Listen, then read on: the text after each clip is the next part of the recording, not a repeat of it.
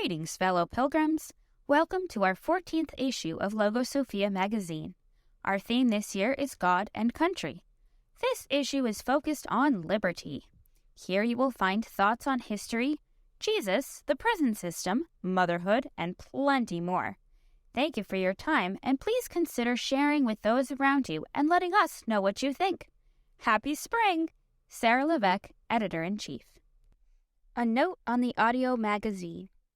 Most of the articles within this magazine were read aloud by their respective authors. The remaining articles were read aloud by me or by one of my team.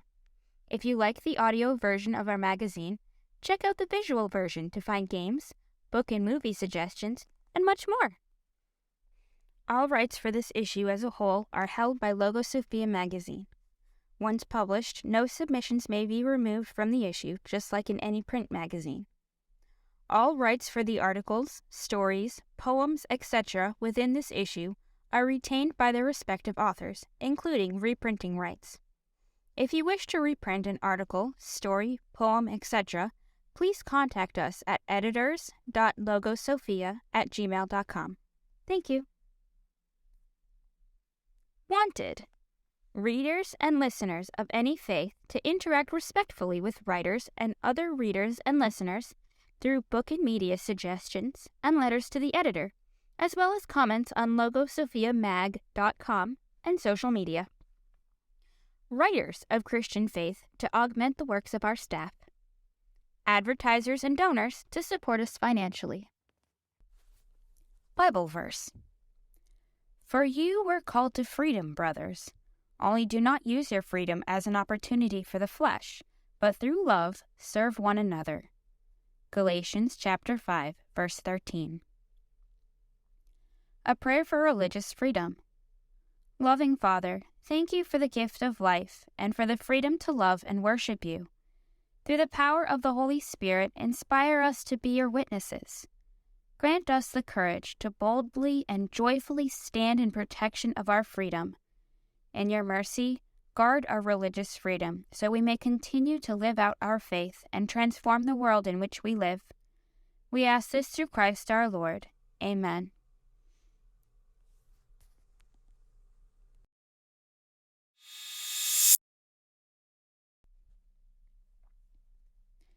A Funny Sort of Freedom by Sarah Levesque. Whoever has my commandments and keeps them, it is he who loves me. And he who loves me will be loved by my Father, and I will love him and manifest myself to him. John chapter 14, verse 21, ESV. Truly, truly, I say to you, if anyone keeps my word, he will never see death. John chapter 8, verse 51. As an American, I'm big on the idea of freedom. But what exactly is freedom? The country as a whole seems to equate freedom with the ability to do whatever the individual wants. But Christianity disagrees. The Christian sees freedom as the ability to follow God, his will, and his moral code. It's true that Jesus also tells us to grant physical freedom to captives, and some people focus on this sort of freedom from the oppression of physical, emotional, or mental chains. It was this sort of freedom that Jews in the 1st century BC were focused on. They knew the Messiah was coming to set them free, and they were waiting in hope for his coming. But rather than freeing them from the oppressive rule of the Romans, he freed us all from the oppressive rule of sin and death and eternal damnation, should we choose to follow him. And following him means following his commandments. This brings us back to the idea of freedom being the ability to choose the good, to choose God's will. It's an odd sort of freedom when you think about it from the perspective of the world. In order to be truly free, we need to be obedient to God and to those he put in authority over us. He knows what's best for us. He knows far better than we do where we need limitations, lest we spread ourselves too thin. To put it in terms of a story I recently read online, freeing ourselves from our God-given boundaries may be as detrimental to us in the long run as freeing a goldfish from water. The walls of the fishbowl are not to keep the fish trapped, but to keep it safe and healthy. Similarly, we also have boundaries, moral boundaries for all, specific boundaries for the individual, things to be done and things to be avoided. Many of the moral boundaries we share come from the 10 Commandments and the Beatitudes, including fidelity to God, spouse, and family, and help for the needy. We all have specific boundaries, things we're good and bad at, things God asks us to do or avoid. In my own life, I am strong at editing and weak at traditional visual art. God has asked me to run this magazine and teach 4th grade, and He made it clear that I am not allowed to date non-Catholics, despite my protests. Every so often He turns my life upside down, and it seems hard to adapt, but He gives me a way. Sometimes it may seem like a small life, a small bowl, to return to the fishbowl analogy, and sometimes the bowl is overwhelmingly large. But if you remove yourself from the bowl, that is, if you pull yourself away from God's will, you will die spiritually. Over and over again, St. John wrote in the Bible that God loves those who keep His commands, that this is how to show love to God and reach heaven. See John chapter 8, verse 51, chapter 14, verse 21, chapter 15, verse 10, 1 John chapter 2, verses 2 and 3, 2 John chapter 1, verse 6. So if our goal is to get to heaven, we need to align ourselves with God, whether that means swimming in circles or being put into a bowl that seems unmanageably large. Jesus freed us from sin and death that we would have this ability to follow His commands. So yes, Christian freedom does seem to be a funny sort of freedom, but it's the real deal.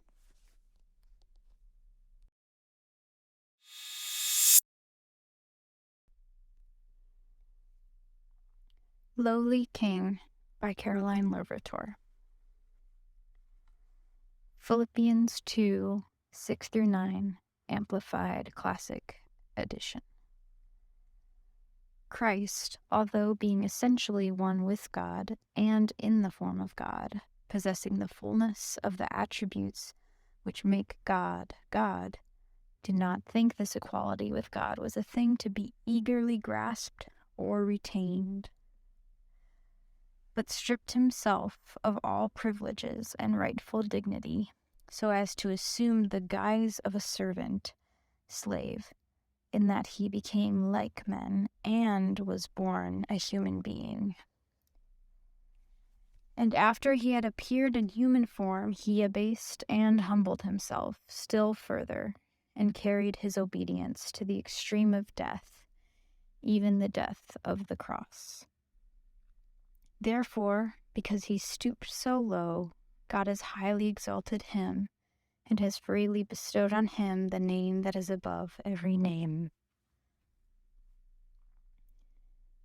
In order to fully comprehend the concept of Christian liberty, we must recenter ourselves around its fundamental source.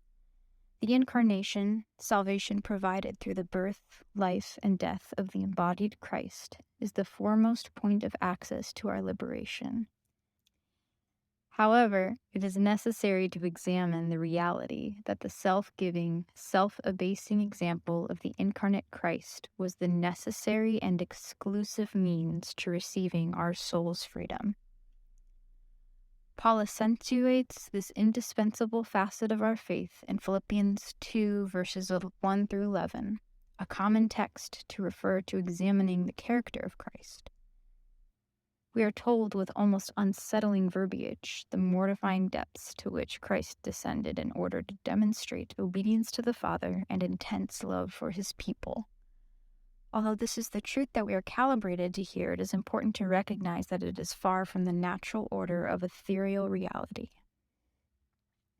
Paul lingers for a moment on the nature of Christ as both the Father's Son and, quote, essentially one with God, end quote. The Amplified Classic Translation brackets the notion that Jesus also retains His godly selfhood, quote, possessing the fullness of the attributes which make God God, end quote. This is essential as it illuminates the reality that Christ, above all else, had no obligation or necessity to lower Himself. In fact, His humiliation may be considered a cosmic injustice. When reflecting on the breadth of loss which Christ suffered in order to liberate us, it repositions us to consider our freedom with humility. This bounty we have received is entirely disproportionate to our rebellion against our Creator, and yet he is generous, as his very nature is one of abundancy. May this be the Lord we long to emulate, the giver, the humble servant. May we realize our liberty with complete awareness of our lowliness and be earnest in self-giving service to our gentle King and his created beings.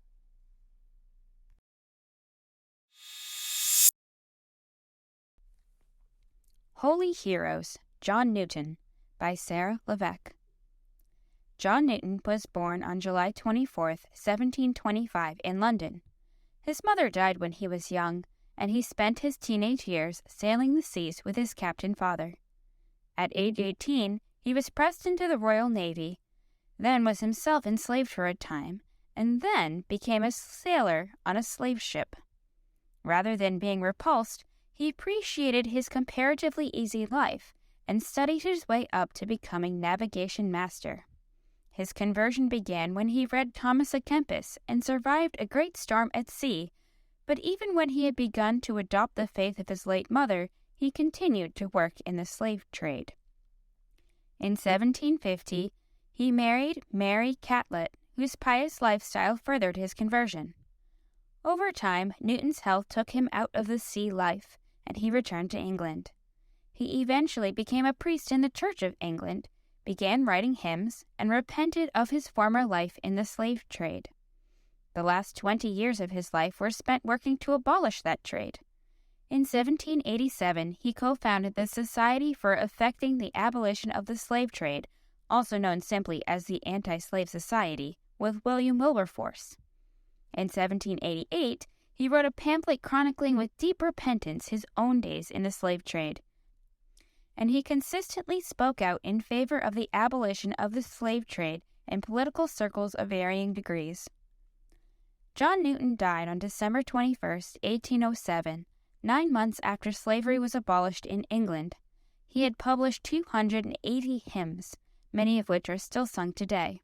The most famous of these is Amazing Grace.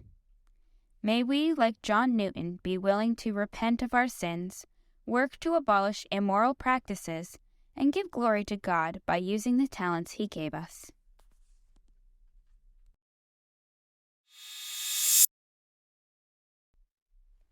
Finding Freedom in Motherhood by Grace Babineau, read by Amanda Pizzolatto.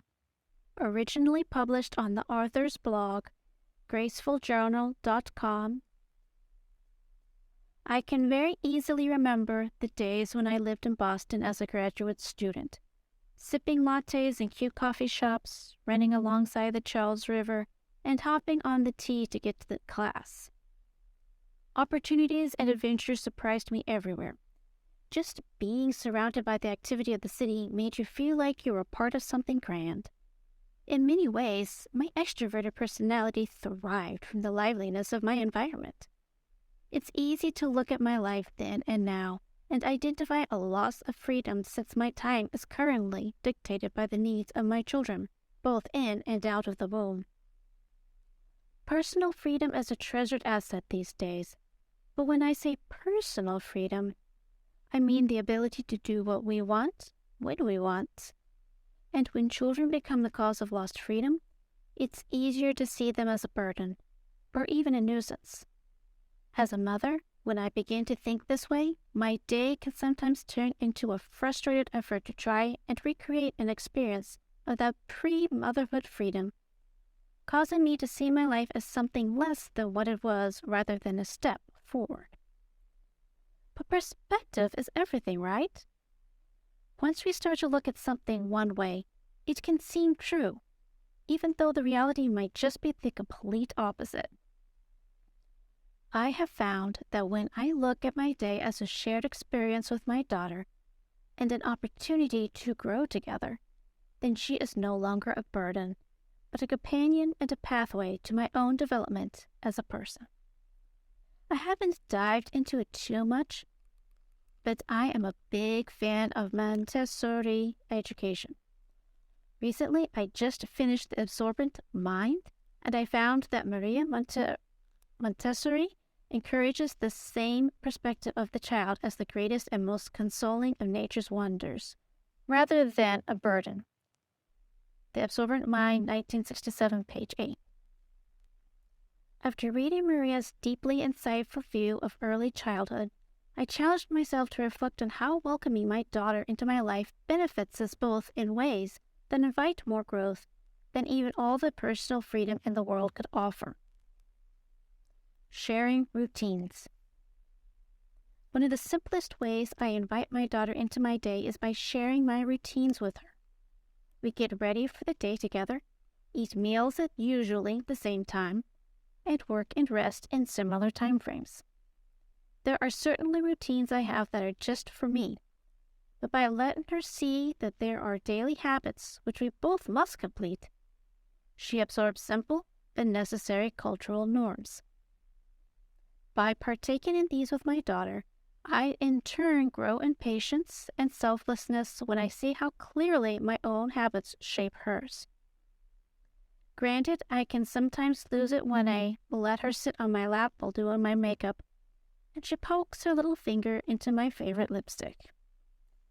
There are moments when I need space, but when I remind myself how important it is to foster her innocent inquisitiveness, the smudged lipstick seems just a little less world-shattering. Creating meaningful work.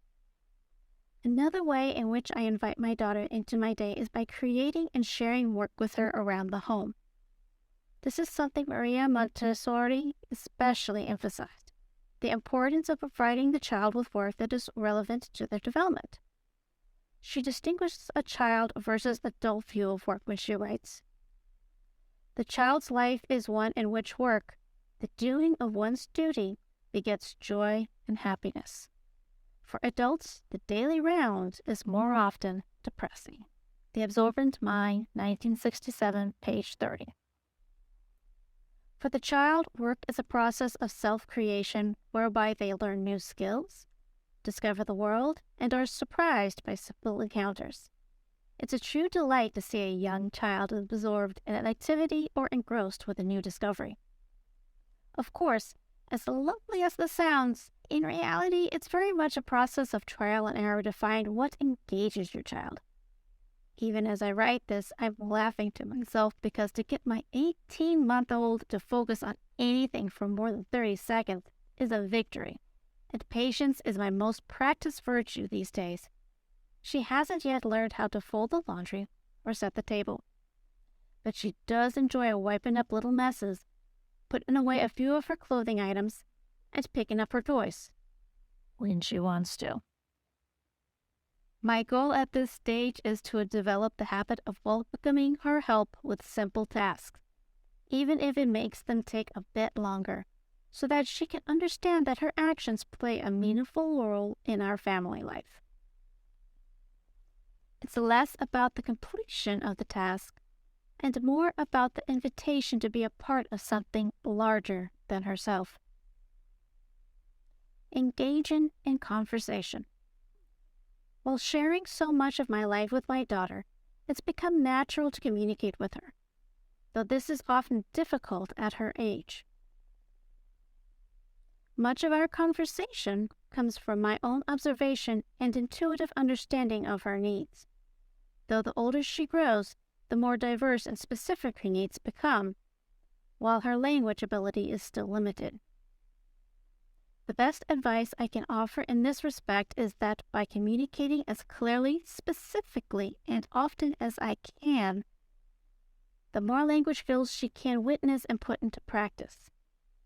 Language development is a truly amazing feat on the part of the child, which Maria Montessori also highlights. The child has other powers than ours, and the creation he achieves is no small one. It is everything. Not only does he create his language, but he shapes the organs that enable him to frame the words. He has to make the physical basis of every moment, all the elements of our intellect, everything the human being is blessed with. The Absorbent Mind, 1967, page 23. Reflecting on this, I find it easier to have more patience with my daughter when she is trying to communicate because she must work so hard to do so.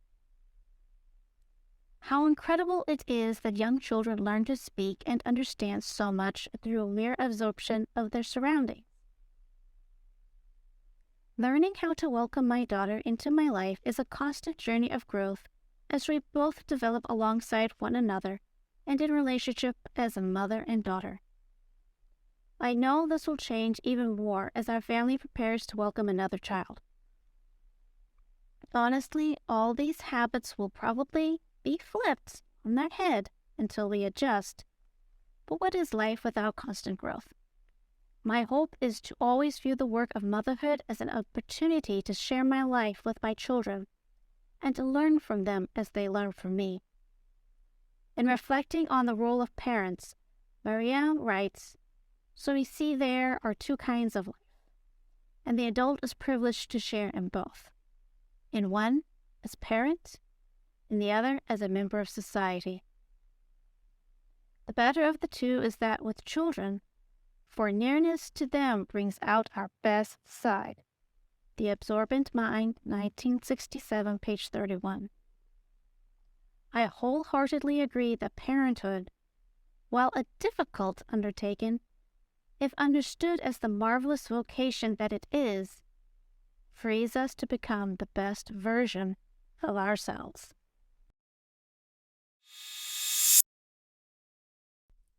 Controversy Corner.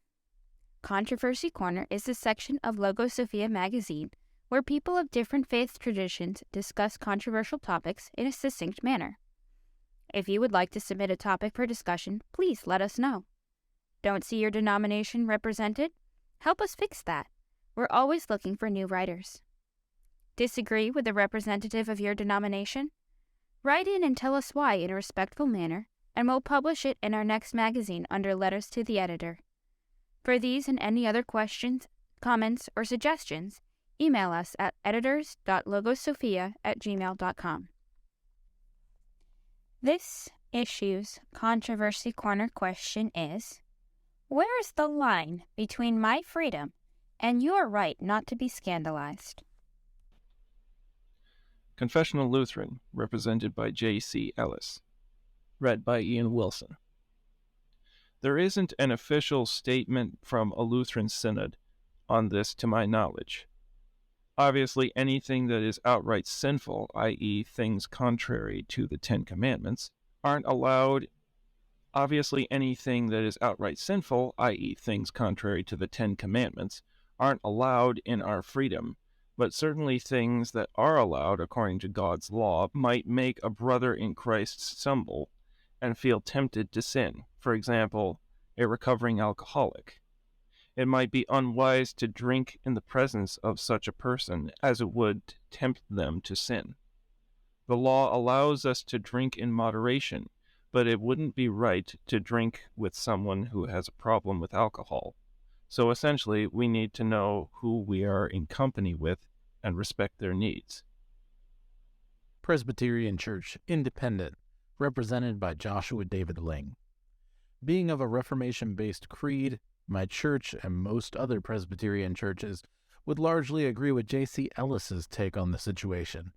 However, I would specifically point to where Paul rebukes Peter for shunning Gentiles, when he asks Timothy to become circumcised, and all of his writings regarding Christian liberty. All of his writings on this topic seem to adhere strongly to the Solomon wisdom he was trained in under Gamaliel. I personally tend to lean on the flaunting of my Christian liberty simply because I want other Christians to be bold in their faith and not walk around like the world is made of eggshells. Roman Catholic, represented by Sarah Levesque. To quote the Catechism of the Catholic Church, quote, "Scandal is an attitude or behavior which leads another to do evil. The person who gives scandal becomes his neighbor's tempter. He damages virtue and integrity. He may even draw his brother into spiritual death. Scandal is a grave offense if by deed or omission another is deliberately led into a grave offense. Scandal prompted our Lord to utter this curse. Whoever causes one of these little ones who believe in me to sin, it would be better for him to have a great millstone fastened around his neck and to be drowned in the depths of the sea." Matthew 18, verse 6. End quote. Catechism of the Catholic Church, 2284. Thus, if in your freedom you do something that may lead another to sin, it is a sin. The Catechism further states that scandal is grave when given by leaders and teachers, by those members of society who establish laws, social structures, or conditions that make it difficult to follow God's law, including, quote, business leaders who make rules encouraging fraud, teachers who provoke their children to anger, or manipulators of public opinion who turn it away from moral values, end quote. Catechism of the Catholic Church, 2285 through 2286. In short, quote, anyone who uses the power at his disposal in such a way that it leads others to do wrong becomes guilty of scandal and responsible for the evil that he has directly or indirectly encouraged. Temptations to sin are sure to come, but woe to him by whom they come. Luke 17, verse 1. End quote. Catechism of the Catholic Church, 2287.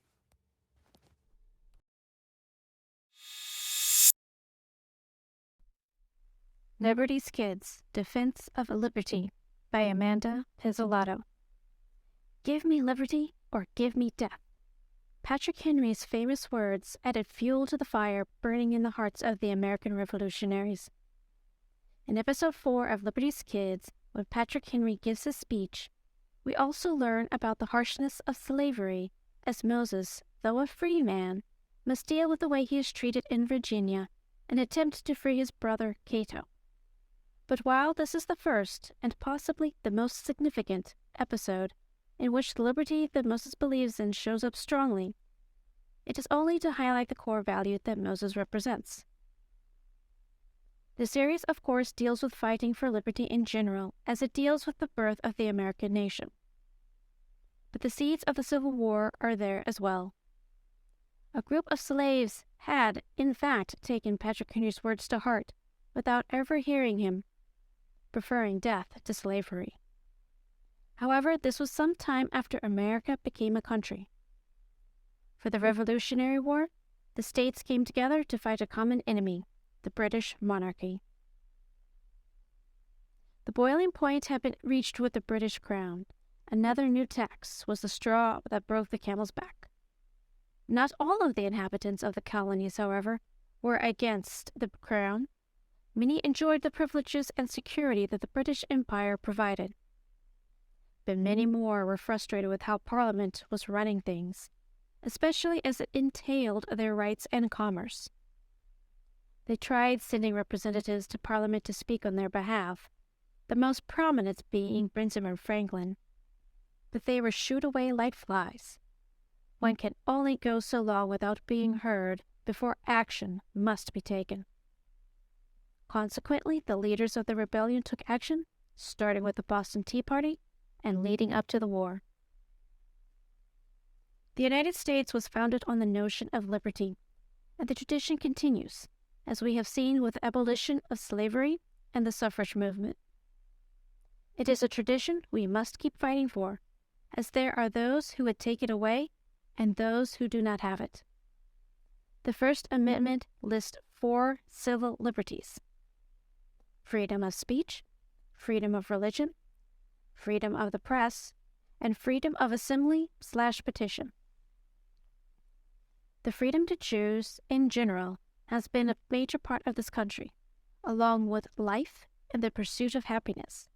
And as long as those choices do not impact the other two in a negative way, then America can function at its best. But we need to let others make their own decisions, even if they are wrong sometimes. In Liberty's Kids, Moses let his brother make his own decisions about his way to freedom.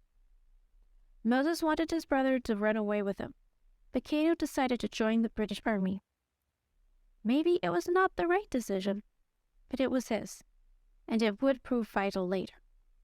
For one thing, it strengthened Moses' belief in freedom for all, and it had to start with freedom from the British. Moses never actively fought as a soldier, but he kept the fighting spirit going with Benjamin Franklin's newspapers. For while the soldier is necessary to win a war, the writer is also necessary, not just to tell his story, but to keep his spirits up and to keep that fire burning.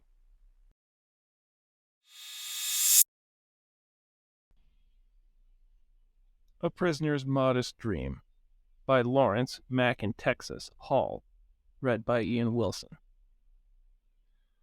When this is all over, I pray for us to sit in my yard in some cheap Walmart chairs, each of us with a beer and a cigar.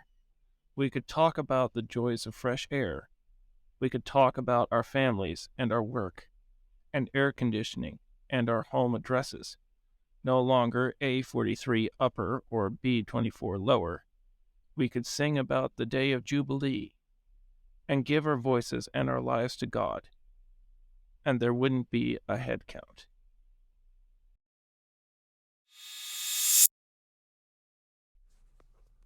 Pontifex Minimus by Lawrence Mack In Texas Hall, read by Sarah Levesque. I met a man who once lived under a bridge. He said that was when he was happiest, but he found Jesus and civilization, so they put him in prison. He likes having a bed and 3 meals each day, but he misses his bridge.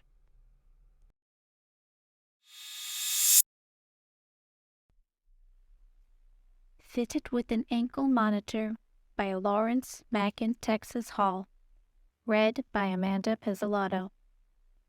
No one wants to be fitted with an ankle monitor, except for this man selecting an ankle. No one wants to sign all sorts of government forms, except for this man signing those forms. No one wants to wait for hours in a lobby, except for this man waiting for hours. No one wants to pack 3 years into a paper bag, except for this man, who is 1 steel door, 1 concrete path, and 2 wire gates away from his mom in the parking lot.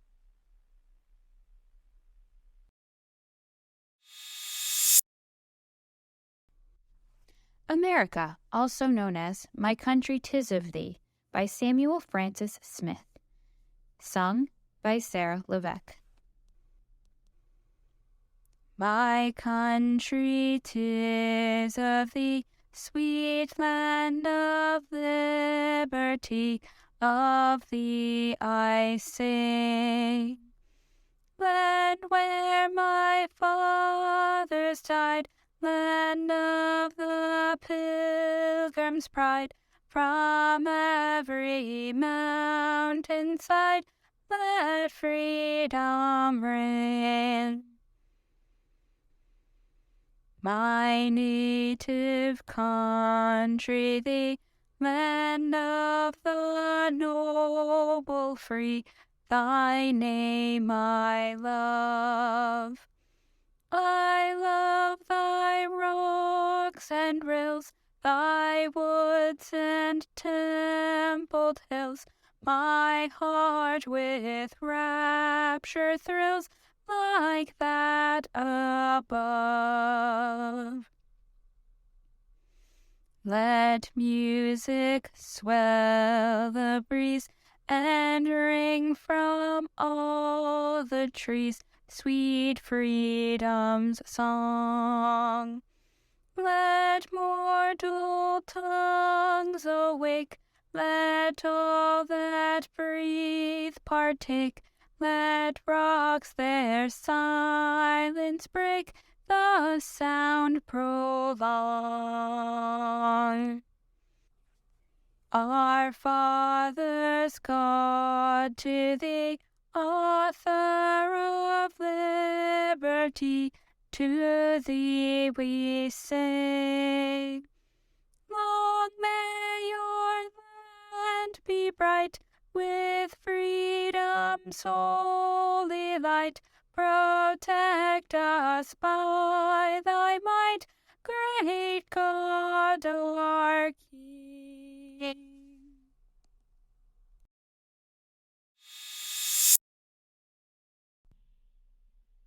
Musical Musings, My Country 'Tis of Thee, by Ian Wilson. My Country 'Tis of Thee is most likely my favorite patriotic song. As a dyed-in-the-wool American patriot, it has been a favorite of mine for many years, and I love it still. though it has taken on a note of sadness in recent years with the rapid decline of the Republic. It was first written in 1831 by Baptist minister and hymn writer Samuel Francis Smith. The tune is the same as the British national anthem, God Save the King, or Queen, and for a time it served as the de facto national anthem of the United States. The Star-Spangled Banner was not adopted officially until 1931. The first verse in particular hits home for me. My country 'tis of thee, sweet land of liberty. Of thee I sing. Land where my fathers died, land of the pilgrim's pride. From every mountainside let freedom ring. Indeed, America is the land where my fathers died. My family has lived in this country for many generations, at least since the Mayflower by some reports. Unlike many of my peers, I am not ashamed of this. Yes, some of my ancestors did some awful things, but many of them also did rather extraordinary things. The very fact that they survived long enough to give me life is extraordinary on its face. The odds were stacked against them, after all. The second verse speaks of America's natural beauty. My native country thee, land of the noble free. Thy name I love. I love thy rocks and rills, thy woods and templed hills. My heart with rapture thrills, like that above. God has given America stunning natural beauty, from the Appalachians to the prairies of the Midwest, from the redwood forests of California. I have spent many happy hours traversing the mountains and forests of this fair land, and I would not trade that time for all the money in the Federal Reserve. It always shocks me when I come across someone who dislikes nature. Certainly I could live without insect bites, but the stunning views of the mountains, the tranquil solitude of the forests, and the sparkling waters of our streams make it all worth it, in my opinion. The fourth and final verse, in my opinion, is the keynote of the song. Our Father's God to thee, author of liberty, to thee we sing. Long may our land be bright with freedom's holy light. Protect us by thy might, great God, our King. God is the author and creator of liberty, and it is clear he has designed men to live free. And it is clear that he has designed men to live freely. This freedom is not an invitation to license, but rather a call to greater virtue. After all, virtue that is forced is not true virtue, but just another form of despotism. And this is why this song now carries a note of sadness for me. We Americans, and indeed Christians, seem all too ready to throw away our freedoms for a measure of safety. To see the state that my country has fallen into gives me great sadness. Let us pray and hope that our God stirs once again in our hearts that love of liberty for which our ancestors fought and died.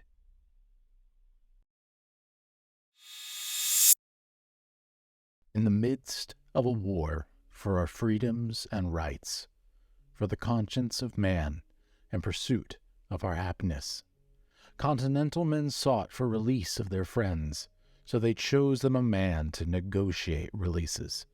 It was Francis Scott Key who would take up this deed, and barter prisoners so their men would be freed. For no continental should despair or cave, o'er the land of the free, and the home of the brave. So on to the ships in the harbor they went, and amicable was their negotiations. 1 man for 1 man was the deal that they struck, and he told the prisoners they'd return to their station. But the captain informed Francis of the great storm. The armada of Britain soon would be born over the harbor to fight and to break, were the land of the free and the home of the brave. But the fort that you sack, Francis then did protest, has few soldiers there, it is mostly civilians. But on deaf ears this fell, the siege, it was set, relentless attacks would befall that pavilion, till lowered by guards were the stripes and the stars, or all of the soldiers laid in their graveyard. So Francis told all of the prisoners to pray for the land of the free and the home of the brave. The fight had begun in the midst of the night, with minimal warning or real preparation. Francis watched from the ship, staying close to his men, and relaying all sights by his own observation. Then by candlelight and the roar of the fight, he penned out a poem that millions recite. And here are the words that he wrote and portrayed, o'er the land of the free and the home of the brave. Oh, say can you see, by the dawn's early light, what so proudly we hailed at the twilight's last gleaming, whose broad stripes and bright stars through the perilous fight, o'er the ramparts we watched were so gallantly streaming. And the rocket's red glare, the bombs bursting in air, gave proof through the night that our flag was still there. Oh, say, does that star-spangled banner yet wave, o'er the land of the free and the home of the brave? And while in the night the dark brooding bombast let up very little against the Americans, Francis quietly prayed, as did all of the troops. Deep inside of the ship they lifted petitions. Then Francis he heard the cannoneers' words train all their dread fire on the flag they concurred. And they prayed that the star-spangled banner yet waved o'er the land of the free and the home of the brave. Many sing this anthem, but they do not know the tale. They don't know the darkness, the unsettling suspension. As Francis Scott Key and his prisoner soldiers waited, hoping that God would give them attention. Then the red light of dawn, it grew slowly warm. On horror or victory would the sun's light be drawn? And in Francis's words, now we hear what he gazed o'er the land of the free and the home of the brave. On the shore dimly seen through the mists of the deep, where the foe's haughty host in dread silence reposes, what is that which the breeze o'er the towering steep, as it fitfully blows, half conceals, half discloses? Now it catches the gleam of the morning's first beam, in full glory reflected now shines in the stream. 'Tis the star-spangled banner, oh long may it wave, o'er the land of the free and the home of the brave. On return to the fort, the men all rejoiced, but worried for that which the war had took from them. Midst the joy and the hope, Francis saw a great sight, in full glory of daylight that eased trepidation. The flag it stood tall o'er the top of the wall, tattered and crooked, but seen by them all. And a third verse to his poem he wrote and portrayed, o'er the land of the free and the home of the brave. And where is that band that so vauntingly swore that the havoc of war and the battle's confusion, a home and a country, should leave us no more? Their blood has washed out their foul footsteps' pollution. No refuge could save the hireling and slave from the terror of flight or the gloom of the grave. And the star-spangled banner in triumph doth wave o'er the land of the free and the home of the brave. And what did they see when they entered those walls? A bloodied and broke but unbowed populace, and hundreds of dead sure as seed by the shock. Their echoing cries freely go down to abyss. But beneath that flagpole laid a mountain of souls, who held up their hopes and refused to let go. For no bloody tyrant should ever hold sway o'er the land of the free and the home of the brave. Should the deeds by these men be lost due to time, should the valor and cunning God produced in great droves be held in some case in a museum's walls, or should echo the cries of those men in our throats, there's only one King over all earth we sing, and his name is Christ, and forever he'll reign. And the fourth verse from Francis this truth does purvey, for the land of the free and the home of the brave. Oh, thus be it ever when free men shall stand between their loved homes and the war's desolation.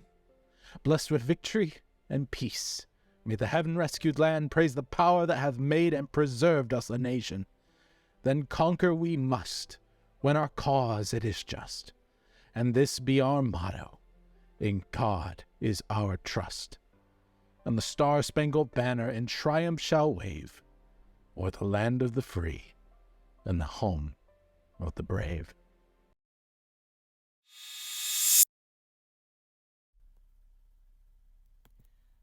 Golden Eyes, Heroine of Liberty by T.K. Wilson. As the Great War cast its shadow over the world, America was called upon to intervene in the conflict. We can argue endlessly about whether America should have gotten involved, but the fact of the matter is that we did, and the women of America also answered the call to action. One of these women was cartoonist Nell Brinkley. As a young woman, Nell arrived in New York to become a cartoonist. Her curly-haired, bright-eyed ladies became a household name and a vision for the flapper girls of the day. However, when the Great War broke out, Nell's heroines traded their delicate gowns for boots and the red, white, and blue. First among these beauties was Golden Eyes. We meet Golden Eyes on the night she bids farewell to her beloved Bill as he leaves for the front lines. Her big, sad eyes stare out at the reader as Dame Cupid, the living spirit of love, sits at their feet. Both characters are proud of Bill, who does not look at the reader, but also seem to have a look of why on their faces. The next story finds Golden Eyes grieving for her sweetheart when a visitor arrives. It's Bill's collie dog, Uncle Sam, who comes to live with Golden Eyes. And it's a good thing he does, too, for after the girl and dog do their rounds asking people to buy Liberty bonds, Uncle Sam catches a German spy in Golden Eyes' garden. Then and there, Golden Eyes decides to set sail for France to join the Red Cross and hopefully find Bill. What luck when the girl, dog, and cherub arrive in France. They find Bill in a newly liberated French village and reunite under the smiles of Bill's allies, French, American, and English. The lovers pray for victory before returning to their duties, spurred on by the ghostly vision of Knight's Nara that appears behind them. We next find Golden Eyes climbing out of her wrecked ambulance to fall into the hands of a German officer. While Uncle Sam runs to find help, our heroine turns spy, fooling the German into thinking she's an empty-headed girl while she gathers intelligence. In a melodramatic scene, Golden Eyes is rescued by Bill and his men and is carried off to a hero's welcome. Golden Eyes and Bill are never far apart as the series draws to a close. When Bill is wounded after repelling a German sneak attack, the girl and dog find him and drag him laboriously to safety. In fairy tale fashion, Bill and Golden Eyes marry under the admiring eyes of Bill's men. And when we look on them next, they have a round-cheeked little Cupid doll of a baby boy and are still living in France, happily ever after. Golden Eyes and her hero Bill is definitely a product of the times. It is propagandistic, melodramatic, and earnestly patriotic. But for those who have eyes to see, that's part of the charm. It belongs to an age where American pride and eagerness to spread liberty wherever they go is on full display in this little comic from the 1910s. More than 100 years ago, Nell Brinkley reminded the American public that their liberty is won at a dear price, the lives of men and women. You can read Golden Eyes and her hero Bill in its entirety at the Cartoon Digital Archives at the University of Ohio. The link is embedded in the article at LogoSophia.com in the magazine.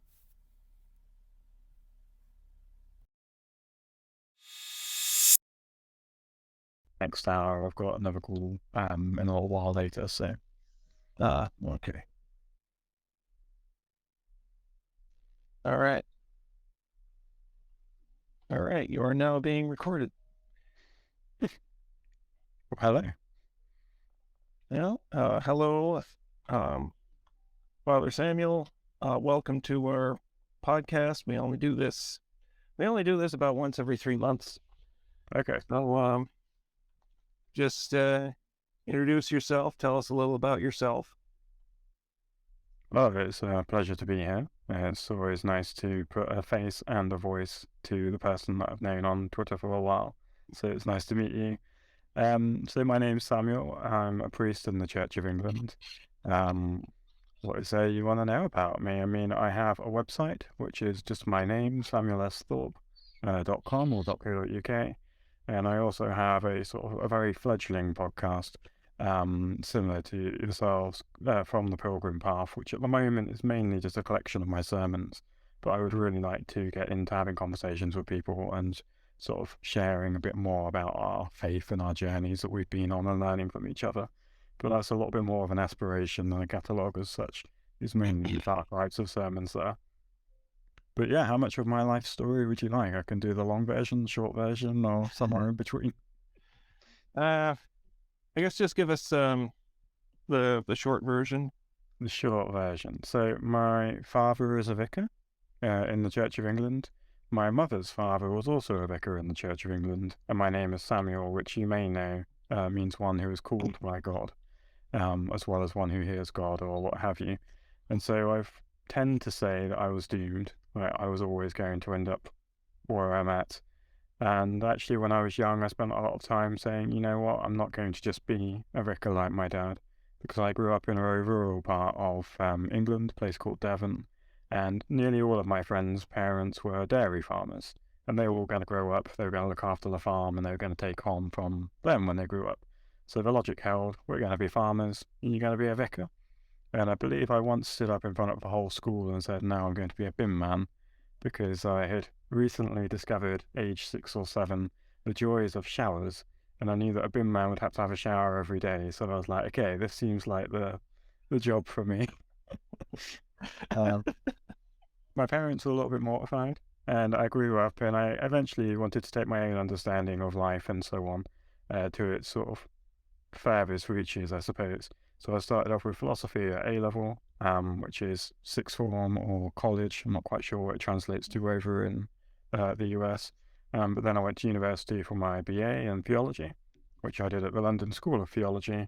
And then I worked there with students as pastoral support after I'd finished my BA whilst studying again. And then that led me, really keeping it short, into the process for, am I being called by God into the Church of England to use all of who I am, which includes my life experiences, it includes my love of fantasy fiction, it includes my musical tastes, and all of the things that make me me. And yeah, that's the short version. Oh, that's fascinating. Yeah, my mother named me Ian, which comes from the Hebrew Yochanan, which means God is gracious. And looking back on my life, I can see how much that name actually means to my life. I think that names are very powerful in that way. Not that just because you put a name on something, it has a intrinsic sense of fate or destiny to it. Yeah. But it becomes a useful lens through which we can reflect on our own lives and our own sense of being. For instance, if your name means beauty or something and you're struggling with perhaps not feeling very attractive or self-confident, actually reflecting on looking for those moments of beauty in your life, you suddenly realize that it surrounds you everywhere. The same with other names like Crown. Like, what does Crown mean as a name? That's what Stephen means, my father's name. And then actually you realize when you reflect on it that there are moments of dignity in people's lives and in his life. And you're like, oh, actually that's quite fitting. Obviously, if you come to writing novels and you want to engage in like world building and all of that kind of stuff, the power of names is really quite remarkable for the way it shapes the way we engage with each other and with the story. And so I'm a big fan of sort of, what does your name mean and how has that sort of been in your life, whether it's been oh, well, my name is Samuel, therefore I'm called by God, or whether it's more like you're saying, actually I can see something through my life that it reflects. I think that's quite cool. Yeah. So, I know that you wrote a book of poetry a few years ago. Can you tell us a bit about that? Yeah, so my book was called Glimpses, and it's kind of like I was just saying, bringing all of myself in sort of book form, as it were. But I'll be honest, it was a little bit of a cheat project. I didn't write a book of poems, but I have written poems throughout my life at various moments in my life, some quite significant, some more fanciful or spur of a moment. And actually a couple of my better ones are when I was bored in lectures at university, sort of scribbling in the margins of my book. And obviously the COVID lockdowns happened and we all had a bit more time on our hands. And I really wanted to go through the process of, okay, well, writing a book seems quite daunting, but I've actually got quite a bit of material. So I started gathering them all together and realized that I had what I felt was enough for a small book of poetry. It's probably about 80 or so poems in there, which sounds like a lot, but some of them are quite short. One or two of them are a bit longer. And it became a sort of really helpful project of reflecting on moments of my life, seeing words, some of which still feel like mine and that I can speak and own, and some of which are a glimpse of a person that I used to know, but perhaps am not quite anymore. And so it was a fun project in that sense. And what's quite satisfying for me was it was a self-published thing through Amazon, and it, it didn't do badly, it didn't do amazingly well, but it's trundled along, and I used the proceeds from that to actually buy my walking boots that I then used for my pilgrimage walk, which I think you might remember. Yeah. So it sort of was taking things from my life, putting it out there, and then getting something back that fueled the next section of what I was doing. And my hope is that I've got a couple more things in mind that I'd like to write as and when I can find the time and put them out there. So, yeah. I know you bought my book. I have. I was actually looking, it's on one of my shelves somewhere, but it might be in the other room. I'm surrounded, you can't see it, but I'm surrounded by sort of above the monitor to the ceiling. There's bookshelves all the way across, and then the same on the right. Here, oh, where'd it go? I had the interview thing right in front of my face. Oh, there it is. So good. When did you start writing poetry? When did I start writing poetry? Well, my first one, I believe, is written in here. Yeah, I was 11, and there was some competition at school where basically we had to write a short poem, and it got published in an anthology of poetry from the great minds of Devon, poetry by 11 to 18-year-olds. Basically, most people in the school district of that time had a poem published.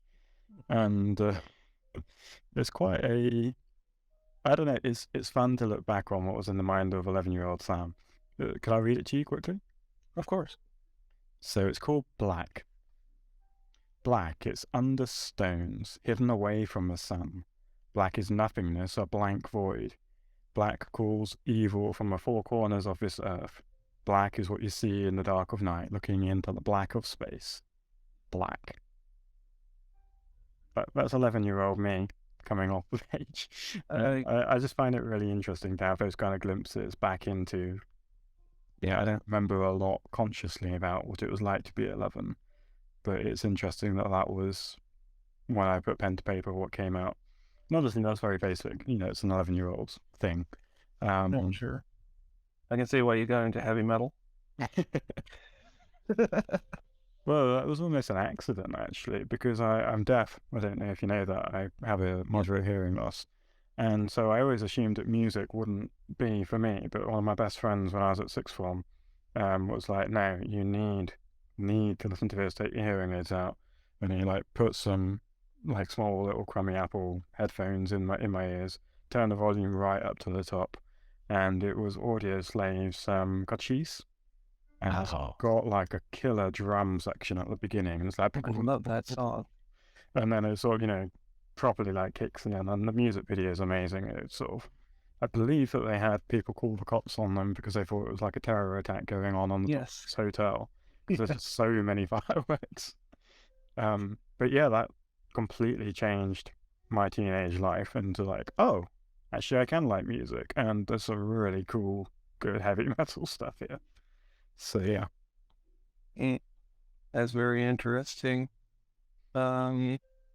How did you come up with the idea for this book specifically? Well, we already discussed that, didn't we? Yeah. I think the idea of calling it Glimpses was because of each of the poems being from a different area in my life and being spread from when I was 11 to when I was about, 25, 26. Maybe a couple of years later than that, I'm not sure.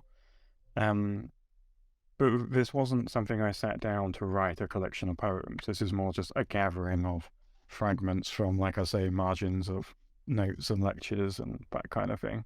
And so the phrase glimpses worked really well for me but also it's a phrase that my training incumbent, when I've been doing my sort of curacy, which is kind of like an apprenticeship for a vicar, he used to say that what we're offering people is glimpses of God and glimpses of meaning. And by doing that, we keep the rumour of God alive. And so I sort of thought that was a nice nod in that direction as well, to be like, okay, you're seeing glimpses of me through my life, but actually, if you are reading between the lines and you're paying attention, you're seeing glimpses of where God has been in my life through how the poems pick that up. Sometimes explicitly, sometimes implicitly. And it might be just me being a little bit too grandiose and like, my poems reflect this. But that's what I get out of them. So, yeah, if other people don't, then that's fine. All right. So,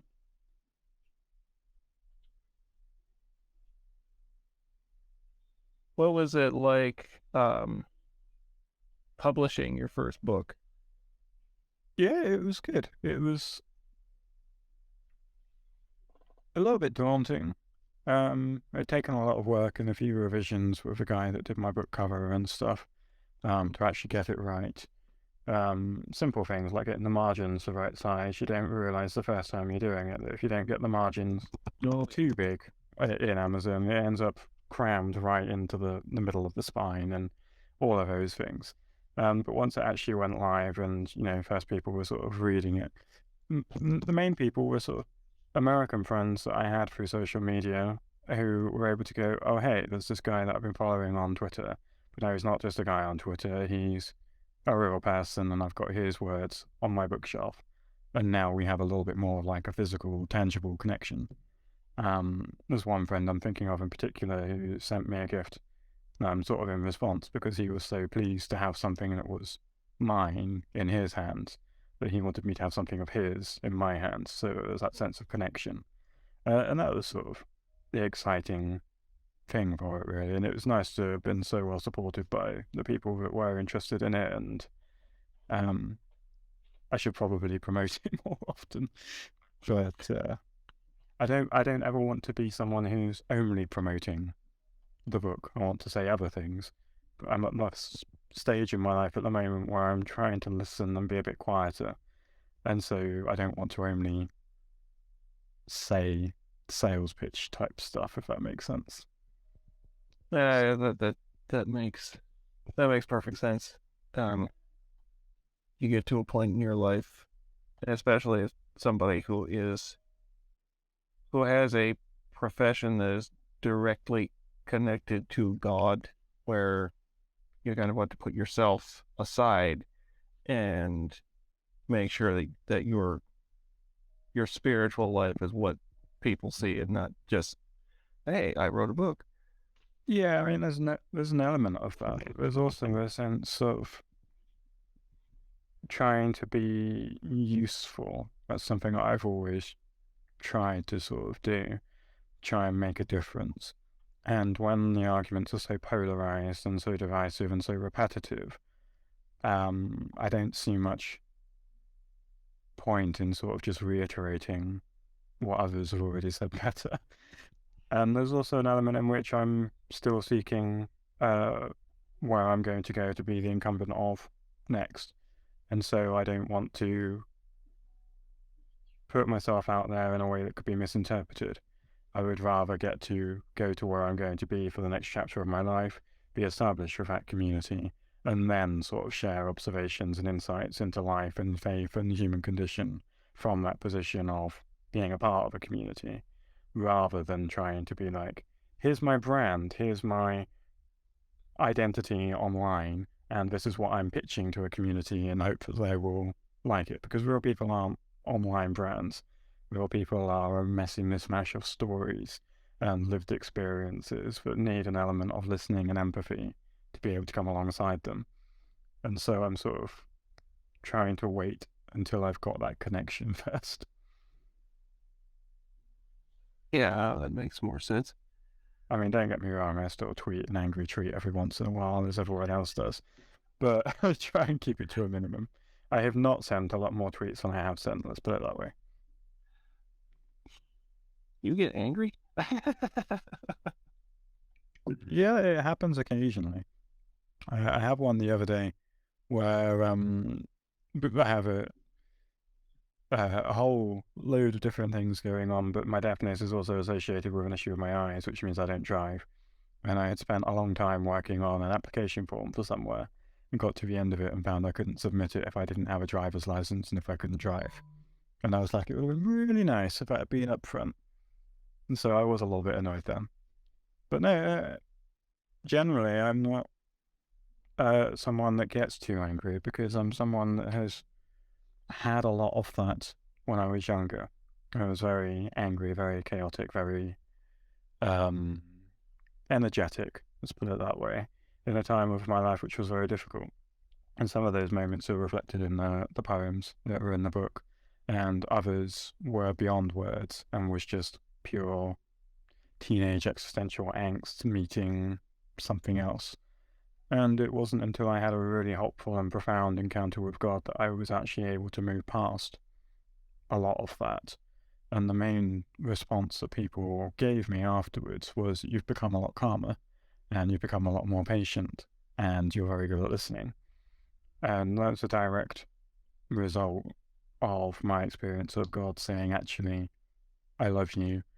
Actually, no matter how bad you have been and how bad you have been to yourself, I have taken worse than that in Jesus Christ on the cross. And actually, because I have done that, I've taken your anger and your pain and your angst, and you don't need to anymore. That was a tremendously liberating experience to have. So yeah, I'm generally pretty calm nowadays, but doesn't mean I don't sometimes get a little bit annoyed. So that's very, very profound. Kind of similar experience not too long ago, but we won't get into that. So would you publish this way again? Why or why not? It would be nice to publish with some form of support rather than just what you can organically do via social media, whether that's traditional publishing or whether that's a cooperative or a small independent publishing group thing where you've got a bit more of a sense of doing it with people. Because this was very much an experiment that I did in my room during lockdown, and it sort of worked, but I also recognized that to properly make it work, I would need to change a lot of my daily habits to be tweeting and doing all the social media stuff a lot, because what you need is the numbers of engagements, and then everything, as you know, as many creatives know, it's all about the percentages. It's only a sliver of your overall number that's actually going to engage with a tweet. It's only a sliver of those that are actually going to click through, and only a sliver of those that actually buy it. And that's fine, that's great, I don't mind that. But having some other people helping to promote and do that kind of a thing together, I think is the way that I would look to do it. One of the things I'm hoping to write is a Lent devotional. I've actually got most of it written, and a draft form went out a couple of years ago on my email list. But I would love to revise that and see if I could get someone to publish it a little bit more properly, because people responded well to the content, and it would be nice to have that kind of support. I'm all for the independent creative doing what they're doing, but that's not my main life. So if I can avoid having to do all of the extra independent legwork, I would appreciate that opportunity, even if it ultimately meant I made slightly less money in the end.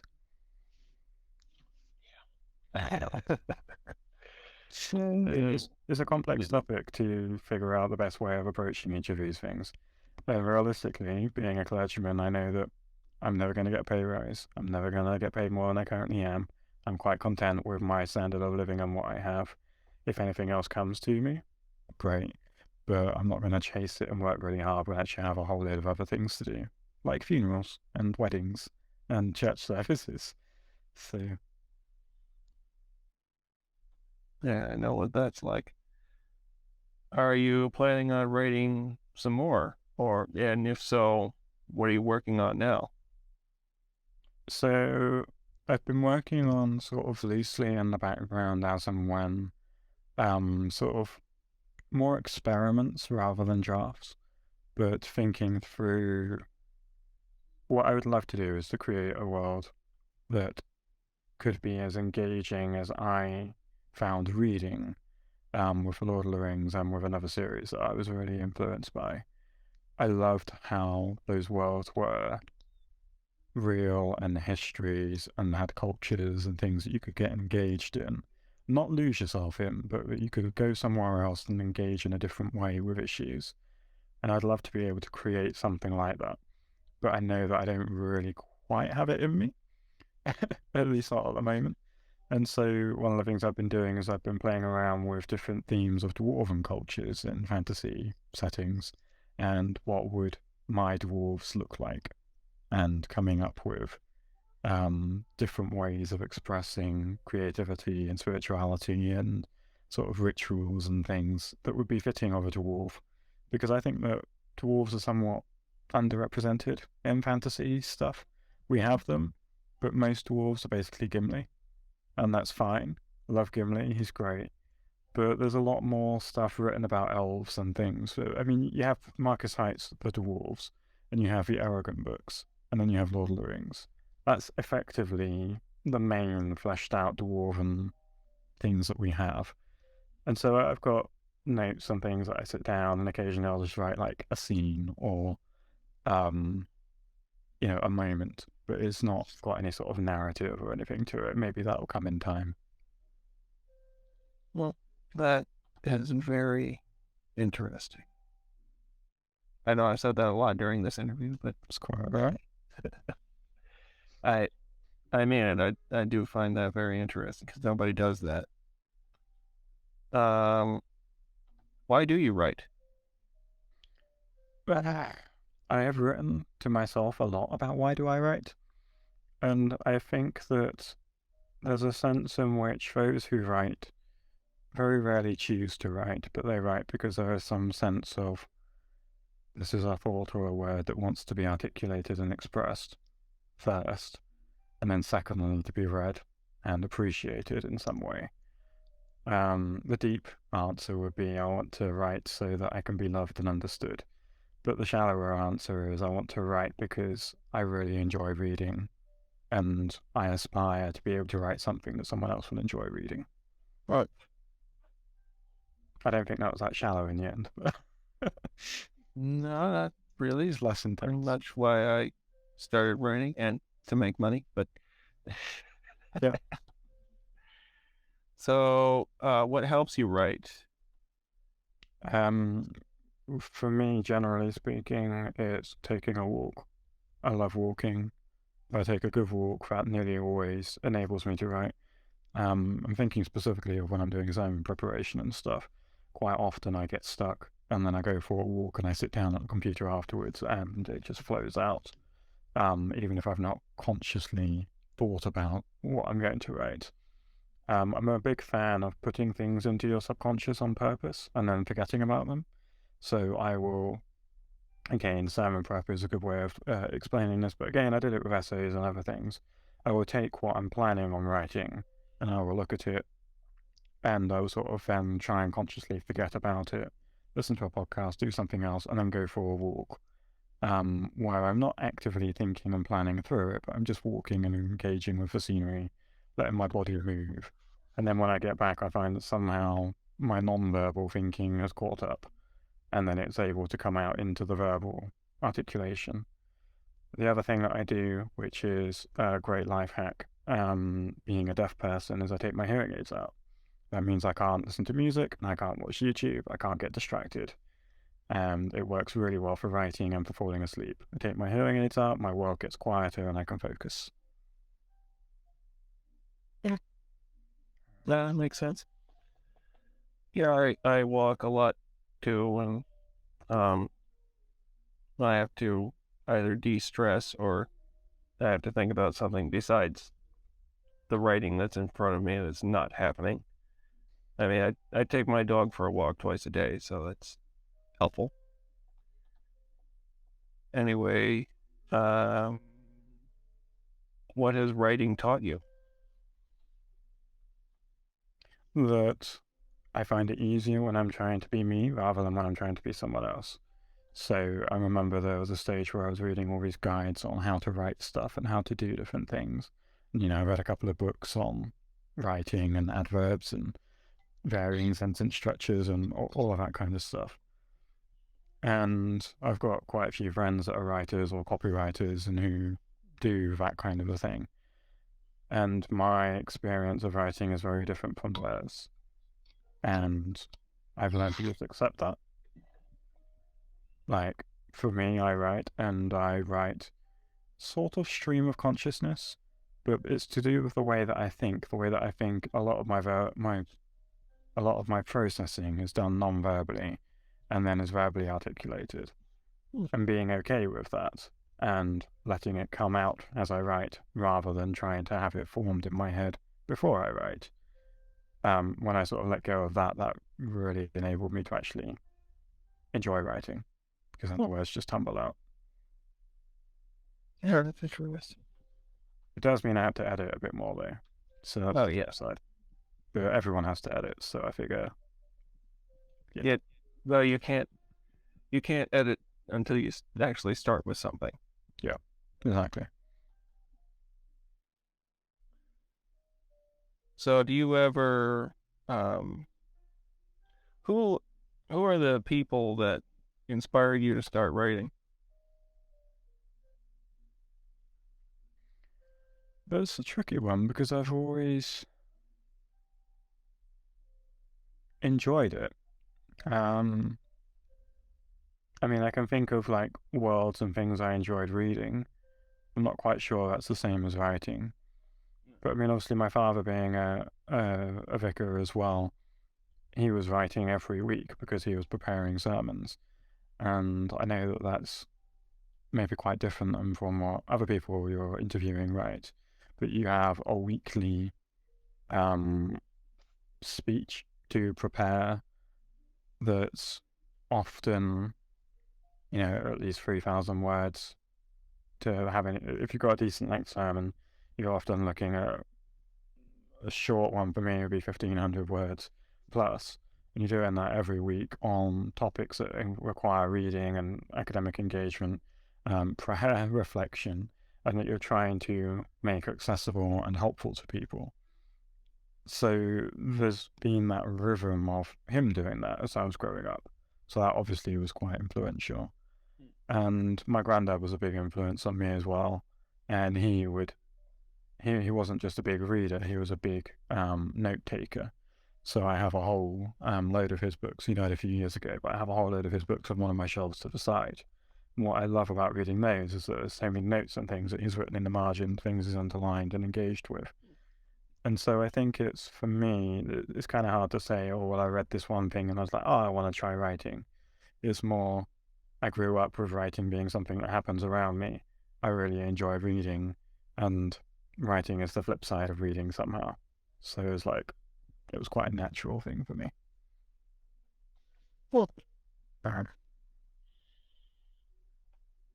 in terms of trying to write longer things, a lot of that was just university essays getting longer as you get towards the end. And as soon as you've written a 10,000 word essay and you realize you've not got enough space to say what you're trying to say, it's a very liberating feeling to be like, oh.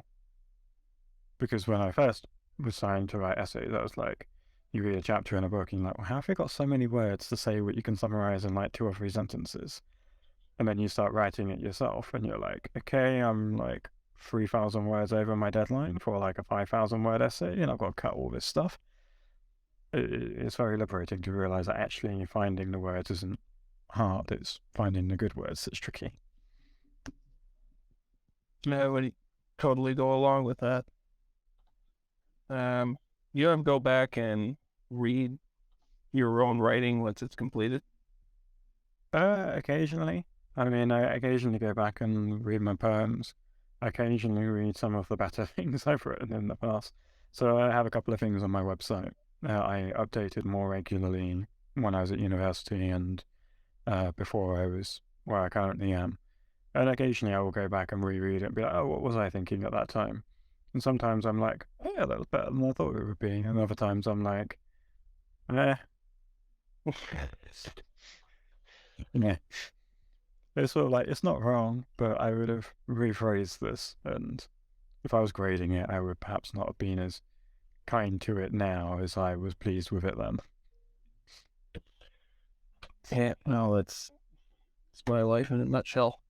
I reread my first novella, and hi there, dog. You're interrupting. My dog just came in. Anyway, I reread my first novella, and I just kind of cringed. Like, wow, this is really not good. But that comes from a place of being better, Yes. which in itself is satisfying, even if it's frustrating to look at where we've been. Yeah. Absolutely. What is your advice to writers that are just starting?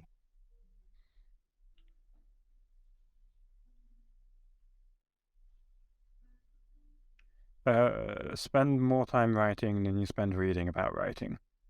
And that's true for whether you're writing poems or whether you're writing blog posts or books. And it's as true of the whole process of starting your own website and putting together a portfolio and all of that kind of stuff. It can be very easy to read a lot about the process, but honestly, one of the best things to do is do something like I did and take together the bits and pieces you've already written, make it an anthology, make it, maybe it's a collection of poems, maybe it's a series of photos that you've already taken if you're doing photography. I know that's not writing, but take something that you've already done and go through that process of packaging it and putting it out somehow, whether it's published or whether it's on a website or just a curated feed, like a blog post or something. If you spend more time doing it, you will get better at it and be yourself rather than the 47 rules to a great writer are. Yeah, I can relate to that. Is there anything else you would like to add? Oof. I mean, my problem is I'm the kind of person that can just keep on talking. So I could add a lot. But I think when you are finding it difficult to write, think about what it is that you enjoy in the reading of it. Because it's not so much about, it's not just about what you want to convey, but it's about what you're going to co-create with the person who is reading it. I think that's a really helpful thing to remember, that the reader is always going to interpret, misinterpret whatever you say into something that they will resonate with or not resonate with. And so you're not necessarily trying to create something with a mathematical or scientific formula. You're trying to point them towards that which is resonating in your own heart, so that it will hopefully resonate or rhyme or chime in theirs. And so the way you do that is not by saying, well, is it better if I put the comma here, or should I take out that word? But it's by thinking about, okay, the things I read that made me feel what I'm trying to create were like this. And now that I'm thinking about this, I'm just going to go with the flow and try and represent that to this person in the hope that they will hear it in the way that I kind of mean it. I like that very much. Well, we've come to the end of this interview. I want to thank everyone who is listening to this right now for your time. Thank you,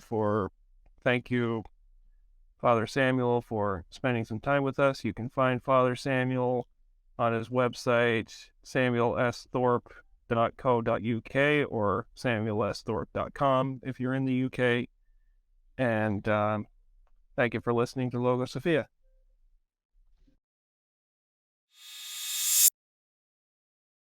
The Gentlewoman's Oppressive Liberty by Monica Marie Derr.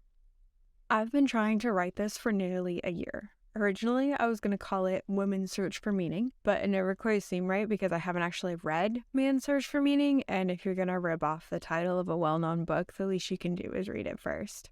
I can finally return to this idea because I have a new literary illusion with which to show off how very smarty smart I am. This one is from Middlemarch, and I was arrested by the quote as I listened to the audiobook in the shower. Yes, I listen to audiobooks in the shower. The quote from chapter 36 is this: "Marriage, which was to bring guidance into worthy and imperative occupation, had not yet freed her from the gentlewoman's oppressive liberty. It had not even filled her leisure with the ruminant joy of unchecked tenderness." In the spirit of continued honesty, I must confess that as of this writing, I have not finished the audiobook. Despite being 27 hours in, I still have 8 hours to go. I do know how the story ends, though. I watched the miniseries. Nevertheless, I am captured by this idea of oppressive liberty.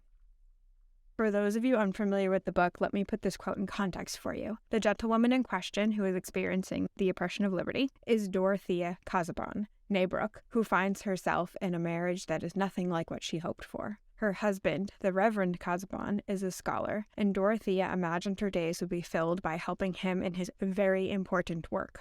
Mr. Casaubon has no such hopes, however, and Dorothea is left to her own devices and struggles to find meaningful occupation. The situation is more complex than I am describing here. For that, you should read the book or listen to it. The audiobook narrated by Juliet Stevenson is excellent. But the point is this: a young woman finds herself in a situation where she is free to do anything she likes and therefore has no idea what to do with herself. I can't help but see parallels between Dorothea's position and my own. Although I am not trapped in a disappointing marriage to an academic, the idea of liberty failing to set you free still resonates. Because, of course, liberty is not a good in and of itself. We seek liberty so that we may be at liberty to do something. Think about the rights listed in the Declaration of Independence: life, liberty, and the pursuit of happiness. All these rights are connected, each leading to the next. We protect the right to life so that we may be at liberty to pursue happiness. Liberty requires direction. Let us go back to Dorothea. She finds herself at liberty to do whatever she likes, and therefore she does not know what to do. She thought that marriage would, quote, bring guidance into worthy and imperative occupation, but instead she finds herself bound to a man who has no interest in her, let alone in giving her a purpose.